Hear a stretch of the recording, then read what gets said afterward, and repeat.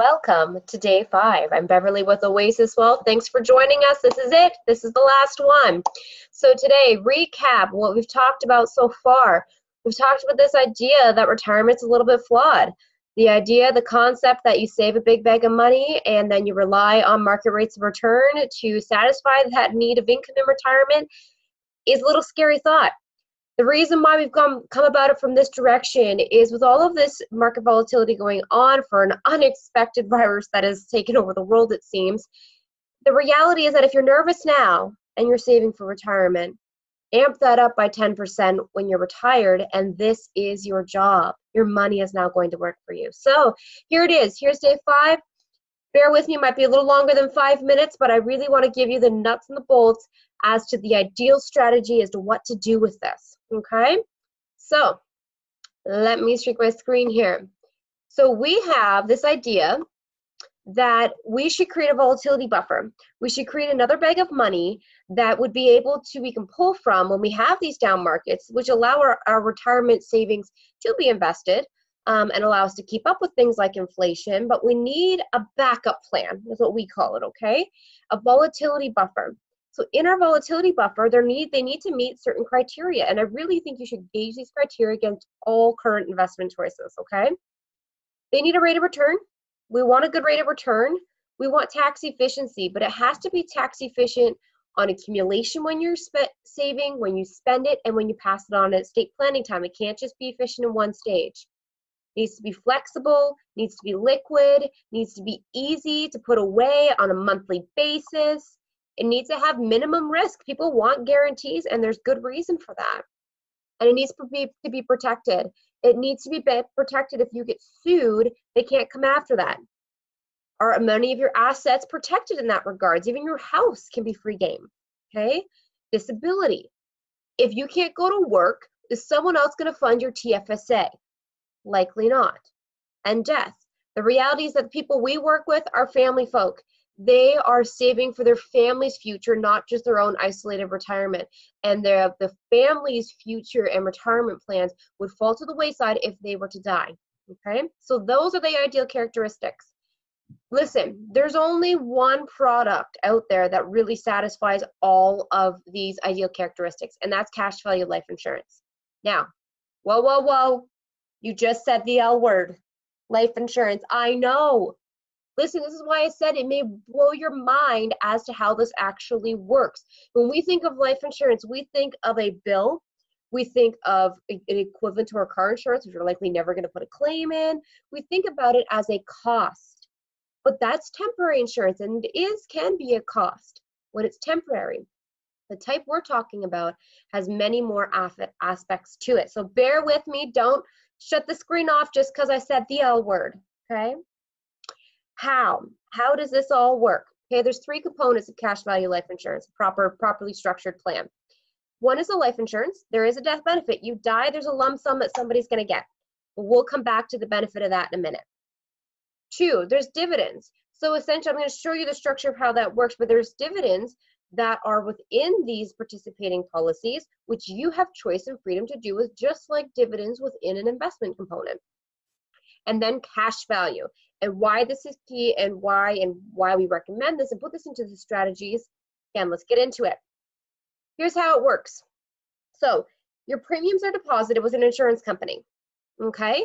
You put your premiums in, but unlike term insurance, which you put your premiums in and unless you die, there's no other benefit to it, there's an investment component. So after the insurance company pays for other people's death claims, because there's shared risk agreement, the costs and expenses to run the insurance company, the rest goes into a participating account. This participating account is professionally managed and invested well beyond what typical investors can access. You and I, as an individual investor trading ETFs and picking stocks, we can't even get even close to the type of professional management that is in this account. You receive shares of the growth of that account in the form of dividends. That dividend within your policy, so long as it stays there, is tax-free within this environment.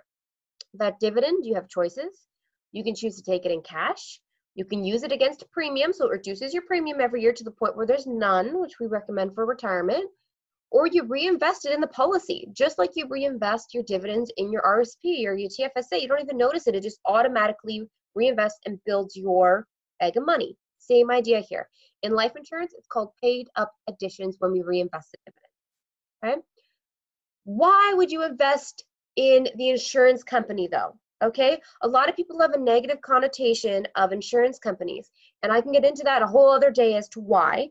But why would someone put their money with an insurance company versus a bank? Well, here's the deal, guys. They're both multi-bajillion-dollar companies with different purposes.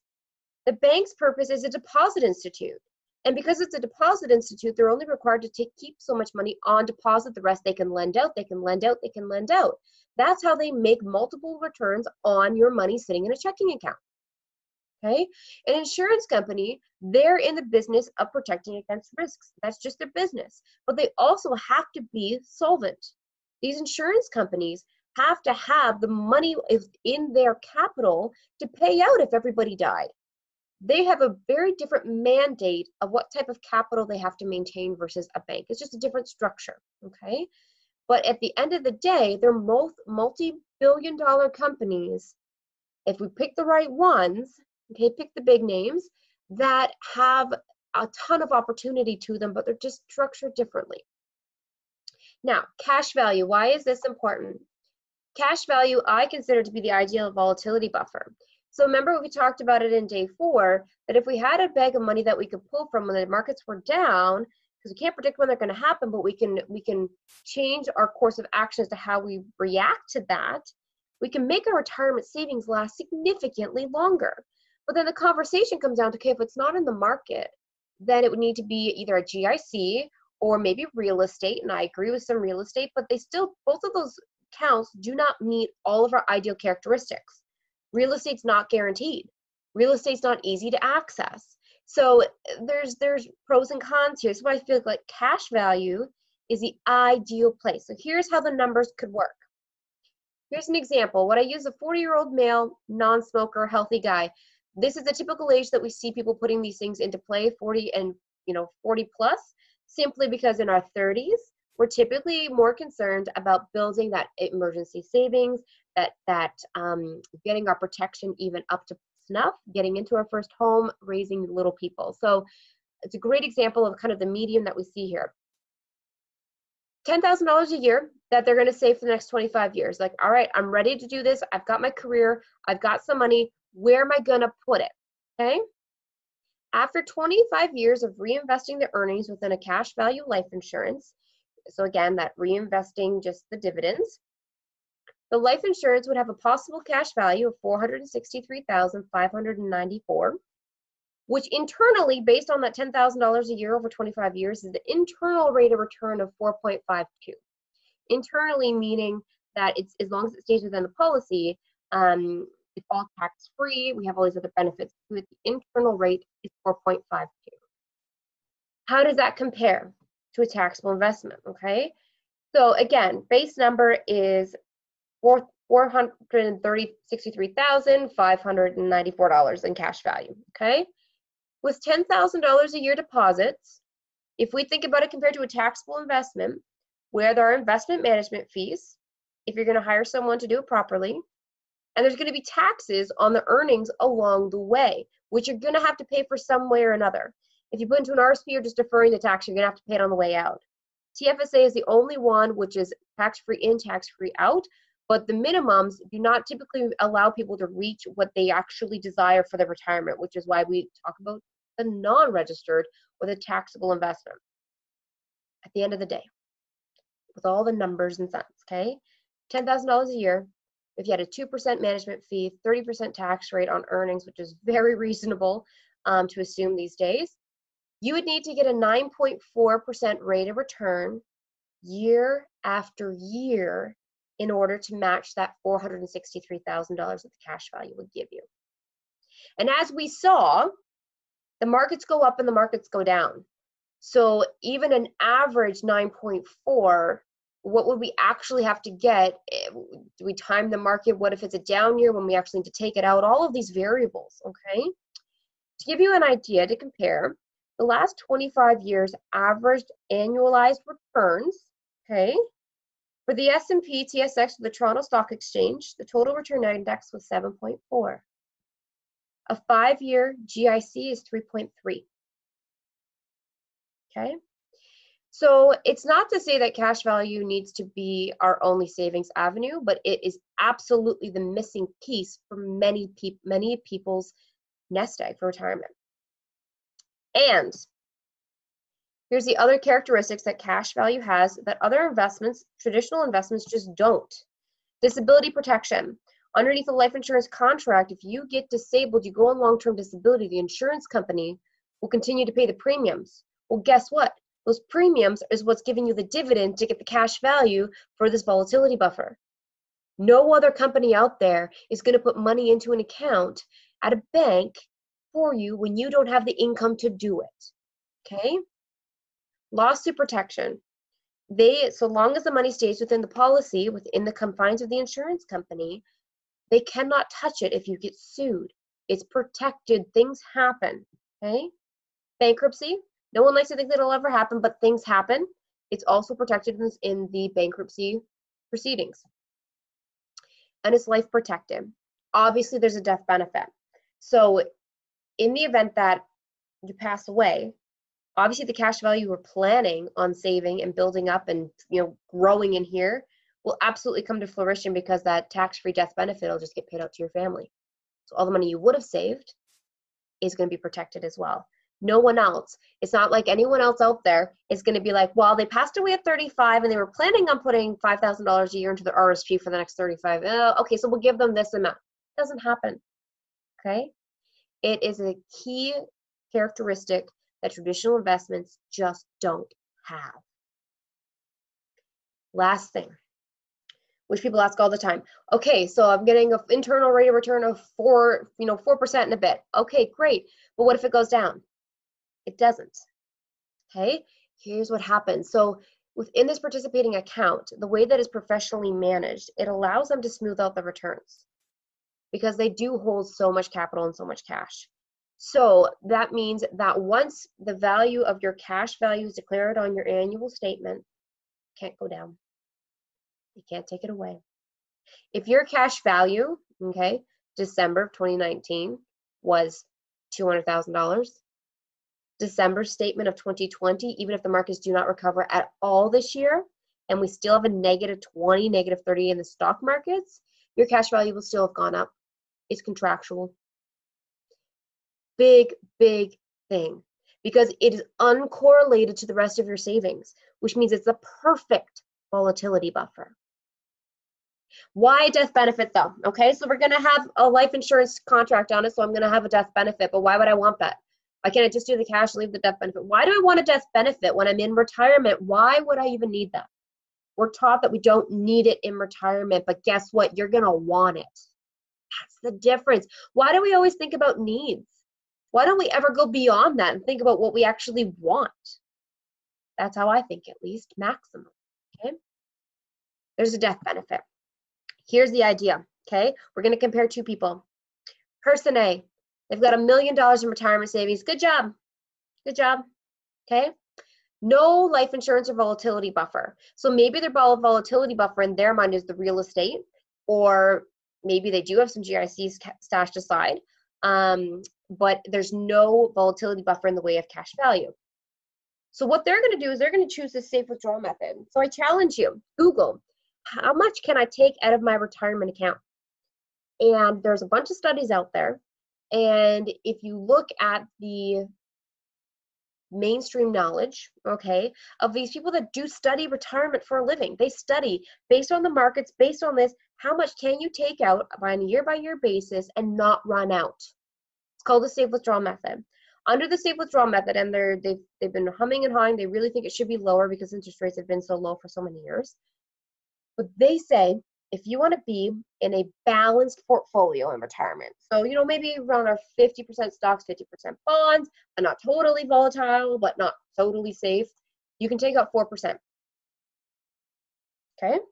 That means that $1 million is $40,000 a year of income. And why did they do that? It's because you have to keep your principal intact, 4, market volatility. The markets go up, the markets go down. You can't take too much, otherwise you won't allow it to recover. Emergencies, legacy, because if they've got no death benefit, what if they get to 85 and all of a sudden they get sentimental and want to leave something? Stop spending. Healthcare costs. People think that for some reason Ontario and with OHIP that long-term care just solely funded by the government is a wonderful thing. And it can be, but majority of people would prefer to be in a different type of situation of being able to choose. But that requires money, okay? On the flip side, here's what person B could look like. They've got $1 million of retirement savings, okay? But they also have $1 million death benefit. And with that $1 million death benefit, suddenly comes also the cash value, okay? It's not unheard of to have $1 million death benefit if we've been in this for long enough and have $500,000 of cash in it, okay? Here's the strategy on this side. Because we don't need to play the crystal ball to know when we're going to die, because it doesn't matter when we die. There's a legacy. There's a death benefit for someone else to take. There's a death benefit to pay off any loans if I want to spend my whole house. Who cares? You have the permission to spend all of your retirement savings down to every penny because you don't need to be scared. You have cash value for volatility and a death benefit for legacy. Now, cash value, we can tap into it in many different ways tax-free in retirement. I mean, the rules could change over the years, okay? But as it stands right now, that cash value is accessible. It's not like going to underwrite your home where you need to prove financial bearings, you need to prove all of your income in retirement. If you want to access equity in your home in retirement and you're waiting until then to do it, it can be hard to access. Cash value is different. They have the death benefit as a collateral. So that means you have the freedom to use that cash value however you see fit. Because we have that, $1 million, we could spend it down. So let's say we retire at 65 and we put an arbitrary number on and say, you know what, I'm just going to spend this all over 20 years. If I live past 85, well, at that point, I've got a house worth I don't know how much, and I've got a death benefit, and I've got cash value. Okay, fine. There's so many spots I can pull from. If I run out of this $1 million, I don't have to lose sleep over it. So with that, if we take $1 million, we say we're going to get 3% rate of return on it. We're not shooting any lights out, okay? And we're going to spend it down over 20 years. We get $65,000 a year of income, okay? That's 65% more income. Now let me ask you, are you the type of person that cares more about having the biggest bank account or having the biggest income? That's what matters in retirement, okay? Using our strategies, you can save less and spend more in retirement. If you run out of the traditional savings, you can tap into your cash value or home equity. You will never run out of money, ever, okay? In the strategies here, the market's not going to eat it away, and if it does, then we'll use some of the cash value. We'll buff it back up and then get back into the markets after it's covered. If we die too soon, well, then people get the death benefit and they get some of our retirement savings. Oh, shucks, we left the world and our family in a better spot. If you don't have anyone to leave it to, gosh, still do this for yourself to increase your own retirement income so you're not worried about it in retirement, and leave the life insurance to someone else. The idea is under the life insurance, if we need to, especially in this design, we can spend the cash value, and essentially whatever you don't spend, someone else will get, but you're the primary beneficiary of cash value life insurance, not your beneficiary. You are the one in charge, you are the one who has control of this, and you are the one who ultimately gets to spend it first. That's person B. Who would you rather be? Okay, so here's the thing. This has been a lot of great information this week. We've talked a lot about this problem and why people are scared right now. And I don't want you to get to a point where, oh, markets are going to recover and all of a sudden we're going to get this, because they will, but we're going to get this conception that, oh, I'm good. I don't need to worry about this because, well, my account's back up. Let me tell you, if you plan on being retired for more than 5 years, this will happen again, somehow, some way, somehow. So what we need to do is we need to have a strategy, not an account. You need a strategy. And if your advisor, if you work with someone or if you're a do-it-yourselfer, if no one's having the conversations with you as to how you're going to spend that money and what you're going to do in those down markets, and if their response is what you're going to do in the down markets of, oh, well, we're going to take less income. Oh, well, as soon as it recovers, we're going to get into dividend paying stocks. If those are the answers, I question the validity as to just the security of it. We don't want a retirement that's scared. And you can start planning that today. Give us a call, like us below, share the video, put a comment in. Listen, guys, we are here to revolutionize how you're thinking about your finances. It's not all that it seems. So stay tuned. We have a few more series we're going to be bringing to you in the next couple weeks. Thank you for tuning in. Any questions, you know where to reach us, but I challenge you, especially if you're at home and you're working from home and have a little free time on your hands, now might be the perfect time to have a quick video conference with us at Oasis Wealth, just to see if your current retirement strategies are up to snuff, if they're actually going to give you what you want. Okay? From Oasis Wealth, I am Beverly. Thank you. Have a wonderful rest of your week. Bye-bye.